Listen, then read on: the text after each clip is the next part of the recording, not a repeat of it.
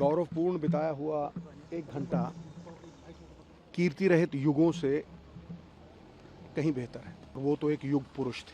Men in flesh and blood will come and go, but institutions live forever. उन्हें define करना हो ना एक लाइन में, the Pioneer of economic transformation.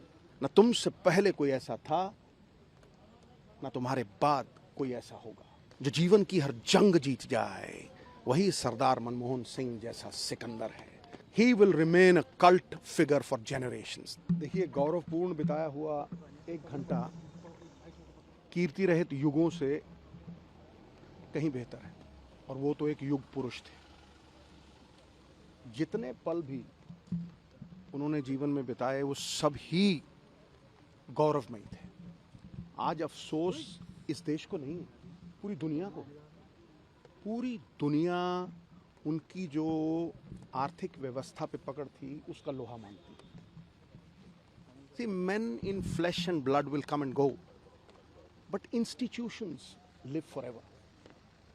वो एक ऐसा इंस्टीट्यूशन है who has left indelible imprints on the sands of time. Everybody in the world recognizes that. देखिए, उन्हें डिफाइन करना हो ना एक लाइन में, the Pioneer of economic transformation for this country. He was the Pioneer. और अगर मैं कहूँ कि पहली बार हिंदुस्तान की इकोनॉमी को खोलना, एफडीआई यानी, फिर चाहे वो ग्लोबलाइजेशन हो, प्राइवेटाइजेशन हो, लिबरलाइजेशन हो, पिलर्स ऑफ स्ट्रेंथ, बाकमाल था। और ये नहीं, आप ये देखिए कि जो गरीब लोगों के दिलों का साम्राज्य है ना, उसके वो अजीमो शान शहंशाह, उसका कारण है। उसका कारण ये है कि जो दिहाड़ीदार, पल्लेदार, बिलो पॉवर्टी लाइन, बीपीएल लोग, 60-70% हिंदुस्तान की पॉपुलेशन जिन्हें रोटी खाने के लाले हैं, उनके लिए जो मनरेगा का लाना, डेली वेजेस का लाना, 3 rights, right to food, right to education, और सबसे बड़ी बात है, पॉलिटिक्स में अकाउंटेबिलिटी और ट्रांसपेरेंसी 2 चीज़ें होती हैं। सबसे बड़ी बात है अकाउंटेबिलिटी, आरटीआई एक्ट लेके आना। चाहे वो धूमिल हो जाए ना हो, वो बात अलग है, लेकिन उसे इस तरह से पेश करना कि हर सरकार जवाबदेही हो। तो मैं आज उनकी शान में ये कहूँगा कि जब भी काबिलियत, किरदार और ईमानदारी, क्रेडिबिलिटी का जिक्र आएगा, सरदार मनमोहन सिंह, आपका नाम पहले सफ़े पे सुनहरे अक्षरों में लिखा जाएगा। न तुमसे पहले कोई ऐसा था, न तुम्हारे बाद कोई ऐसा होगा। ही वॉज, जिसे कहते हैं ना कि आज के युग में सबसे बड़ी बात है विश्वसनीयता। वो विश्वास इसलिए नहीं है क्योंकि the image of the ugly politician has not been erased. वो एक ऐसा आदमी था, मुझे आज भी याद है खुशवंत सिंह साहब की वो कहानी। उन्होंने कहा कि मैंने 3-4 लाख उन्हें इलेक्शन फंड में दिए। तो जब इलेक्शन ख़त्म हो गया, दरवाजे पे दस्तक हुई, वो खड़े थे और उन्होंने कहा, यार ये तुमने 3 लाख दिए थे, इसमें से 2.5 लाख बच गया, मैं तुम्हें वापस देने आया। मिसाल है कोई ऐसी दुनिया में? कोई मिसाल नहीं। और ये जो बातें मैं कह रहा हूँ, ये इसलिए कह रहा हूँ कि चाहे उनकी रिकग्निशन की बात करें, देखिए मणि जो है ना, अगर मिट्टी में हो ना, धूमिल हो जाती है, उसकी चमक नहीं बढ़ती। लेकिन उस मणि को अगर आप सोने में जड़ दो ना, तो उसकी चकाचौंध जो है वो पूरी दुनिया में फैलती है। और आज देखिए,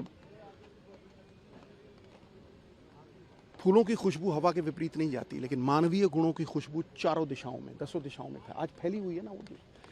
उस मणि को सोने में जड़ना, चाहे वो आरबीआई गवर्नर विराजी, उसके बाद नरसिम्हा राव जी फाइनेंस मिनिस्टर, उसके बाद 2 बार प्रधानमंत्री। Talent is nothing without opportunity, वो भी बहुत बड़ी बात है। The Ben of Indian society is कि मेरिट ऑनर नहीं होती, लेकिन यहाँ पे वो मेरिट ऑनर हुई, और वो मेरिट आम लोगों, साधारण लोगों तक गली मोहल्लों में फ़ायदा बन के पहुँची। मनरेगा, मतलब मैं हजार चीजें गिनवा सकता हूं। 72,000 crore, the only prime minister 72,000 crore रुपया फार्मर्स का लोन वेव ऑफ किया।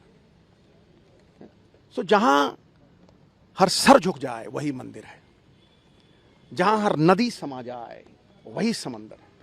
जीवन की इस कर्म भूमि में युद्ध बहुत है। जो जीवन की हर जंग जीत जाए वही सरदार मनमोहन सिंह जैसा सिकंदर है। सिकंदर वो नहीं जिसने भय से दुनिया पे काबू किया हो, सिकंदर वो जिन्होंने दिलों पे राज किया है और करेंगे। The legend will keep growing and he will remain a cult figure for generations. गौरवपूर्ण बिताया हुआ 1 घंटा कीर्ति रहित युगों से कहीं बेहतर है। वो तो एक युग पुरुष थे। Men in flesh and blood will come and go, but institutions live forever.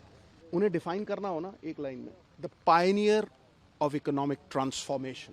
न तुमसे पहले कोई ऐसा था, न तुम्हारे बाद कोई ऐसा होगा। जो जीवन की हर जंग जीत जाए वही सरदार मनमोहन सिंह जैसा सिकंदर है। He will remain a cult figure for generations. देखिए, गौरवपूर्ण बिताया हुआ 1 घंटा कीर्ति रहित युगों से कहीं बेहतर है, और वो तो एक युग पुरुष थे। जितने पल भी उन्होंने जीवन में बिताए वो सब ही गौरवमयी थे। आज अफसोस इस देश को नहीं, पूरी दुनिया को।